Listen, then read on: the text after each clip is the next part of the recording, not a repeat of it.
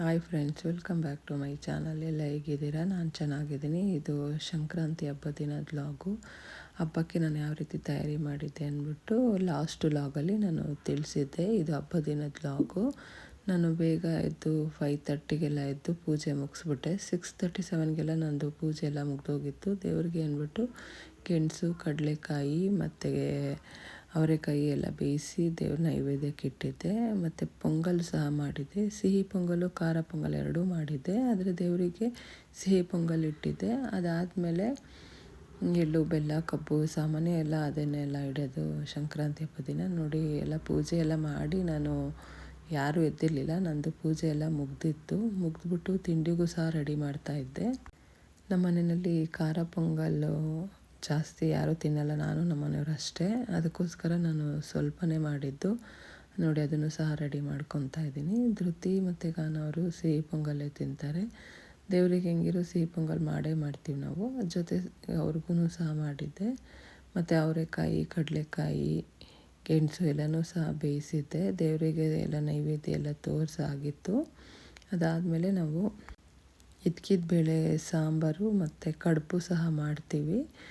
ನಾನು ಇದ್ಕಿದ ಬೇಳೆ ಸಾರು ಮಾಡೋಣ ಅಂತ ಅದನ್ನೆಲ್ಲ ರೆಡಿ ಮಾಡ್ಕೊಂಡಿದ್ದೆ. ನಾವು ಮಾಡೋದು ಅಮ್ಮನ ಮನೆಯಲ್ಲೇ ಬೇರೆ ಥರ ಮಾಡ್ತಾರೆ, ಇಲ್ಲಿ ಬೇರೆ ಥರ ಮಾಡ್ತಾರೆ. ಇದು ಈರುಳ್ಳಿ, ಬೆಳ್ಳುಳ್ಳಿ, ಒಣಮೆಣ್ಸಿನ್ಕಾಯಿ ಎಲ್ಲ ಹುರಿದ್ಬಿಟ್ಟು ರುಬ್ಬೋದು.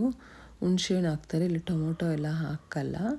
ಮತ್ತು ಧನಿಯಾ, ಎಳ್ಳು, ಜೀರಿಗೆ ಎಲ್ಲ ಹಾಕಿ ಮಾಡೋದು. ಆದರೆ ನಮ್ಮ ಅಮ್ಮನ ಮನೇಲಿ ಮಾಮೂಲಿ ಎಲ್ಲ ತರಕಾರಿ ಸಾಂಬಾರು ಮಾಡ್ತೀವಲ್ಲ ಅದೇ ರೀತಿಯೇ ಮಾಡ್ತೀವಿ. ಟೊಮೊಟೊ ಹಾಕ್ತೀವಿ. ಇವರು ಟೊಮೊಟೊ ಹಾಕಲ್ಲ. ಮತ್ತು ಅವರೇ ಇದ್ಕಿದ ಬೇಳೆಗೆ ಬೇರೆ ಯಾವುದೂ ತರಕಾರಿ ಹಾಕಲ್ಲ ಇವರು. ನಮ್ಮ ಅಮ್ಮನ ಮನೇಲಿ ಬೇರೆ ಥರ ಇರುತ್ತೆ. ನಾನು ಇಲ್ಲಿದ್ದೇನೆ ಮಾಡೋದು, ಏಕೆಂದರೆ ನಮ್ಮ ಮನೇಲಿ ಎಲ್ಲರಿಗೂ ಅದೇ ಇಷ್ಟ. ನಾನು ಎಲ್ಲ ಪೂಜೆ ಮುಗಿಸಿ ಅಡುಗೆ ಎಲ್ಲನೂ ಆಗಿತ್ತು. ಧೃತಿ ಪೂಜೆ ಮಾಡ್ತಾಯಿದ್ಲು. ಅದಾದಮೇಲೆ ನಾವು ದೇವಸ್ಥಾನಕ್ಕೆ ಹೋಗೋಣ ಅಂತ ಹೊರಟಿದ್ವಿ. ನಾವು ಕೋದಂಡರಾಮ ಸ್ವಾಮಿ ಟೆಂಪಲ್ಗೆ ಬಂದಿದ್ವಿ. ಅದು ಈಜಿಪುರ ಹತ್ರ ಇದೆ. ಇದಕ್ಕೆ ತುಂಬ ದಿನದಿಂದ ಹೋಗ್ಬೇಕು ಅಂದ್ಕೊಂಡಿದ್ದೆ, ಆದರೆ ಟೈಮ್ ಸಿಕ್ಕಿರಲಿಲ್ಲ. ಮತ್ತು ನಮ್ಮ ಮನೆಯವ್ರು ಹೋಗೋಣ ಅಂದರು, ಅದಕ್ಕೋಸ್ಕರ ಬಂದ್ವಿ. ನೋಡಿ, ಇನ್ನೂ ಕೆಲಸ ನಡೀತಾ ಇದೆ, ತುಂಬಾ ಇದೆ. ಮೇಲ್ಗಡೆ ಸ್ಟೆಪ್ಸ್ ಹತ್ತಿ ಹೋಗಬೇಕು. ಅಲ್ಲಿ ಅದರದ್ದು ಪಾದ ಇದೆ. ಆ ಪಾದನ ಮುಟ್ಟಿ ನಮಸ್ಕಾರ ಮಾಡೋಕ್ಕೆ ಒಬ್ಬೊಬ್ಬರಿಗೆ 100 ರೂಪೀಸ್ ತಗೊತಾರೆ.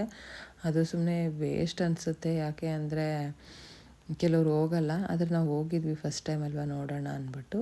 ಅದಾದಮೇಲೆ ಮನೆಗೆ ಬಂದು ಊಟ ಮಾಡಾದಮೇಲೆ ನೋಡಿ, ಇವರಿಬ್ಬರು ಫೋಟೋ ಶೂಟ್ ಮಾಡ್ಕೊತಾಯಿದ್ರು. ನಾನು ಸಂಜೆ ಎಲ್ಲರಿಗೂ ಇರಬೇಕಲ್ಲ, ಅದಕ್ಕೆ ಅದನ್ನೆಲ್ಲ ರೆಡಿ ಮಾಡ್ಕೊತಾ ಇದ್ದೆ. ಈ ಸಲ ಇವರಿಬ್ಬರು ಏನು ಹೆಲ್ಪ್ ಮಾಡಲಿಲ್ಲ, ಅದಕ್ಕೆ ನಾನೇ ಎಲ್ಲ ಮಾಡಿಕೊಂಡು ಪ್ಯಾಕ್ ಮಾಡೋಣ ಅಂತ ರೆಡಿ ಮಾಡ್ತಿದ್ದೆ. ನೋಡಿ, ಈ ಸಲ ಬಾಕ್ಸ್ ತಂದಿದ್ದೆ, ಆ ಬಾಕ್ಸಿಗೆ ಹಾಕೋಣ ಅಂದ್ಬಿಟ್ಟು.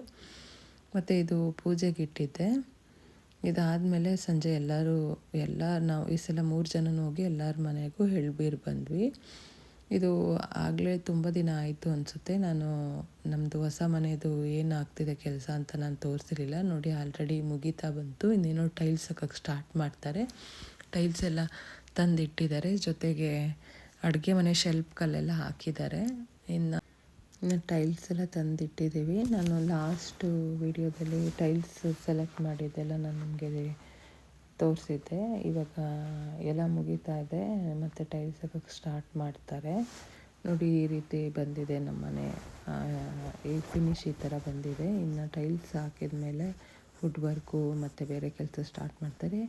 ಇನ್ನು ನೆಕ್ಸ್ಟ್ ಎಲ್ಲ ಅಪ್ಡೇಟ್ ಮಾಡ್ತಾ ಇರ್ತೀನಿ, ಮನೆ ಯಾವ ರೀತಿ ಫಿನಿಶ್ ಆಗ್ತಿದೆ ಅನ್ನೋದನ್ನು. ನಿಮಗೆ ನಾನು ಮಾಡೋ ವೀಡಿಯೋಸ್ ಎಲ್ಲ ಇಷ್ಟ ಆಗಿದ್ದರೆ ಲೈಕ್ ಮಾಡಿ ಮತ್ತು ಶೇರ್ ಮಾಡಿ, ಕಮೆಂಟ್ ಮಾಡಿ. ಪ್ಲೀಸ್ ಸಬ್ಸ್ಕ್ರೈಬ್ ಮಾಡ್ಕೊಂಡು ನೋಡಿ. ಯಾರು ಸಬ್ಸ್ಕ್ರೈಬ್ ಮಾಡದೆ ನೋಡ್ತಾ ಇದ್ದೀರಾ ಅವರು ಪ್ಲೀಸ್ ಸಬ್ಸ್ಕ್ರೈಬ್ ಮಾಡ್ಕೊಳ್ಳಿ.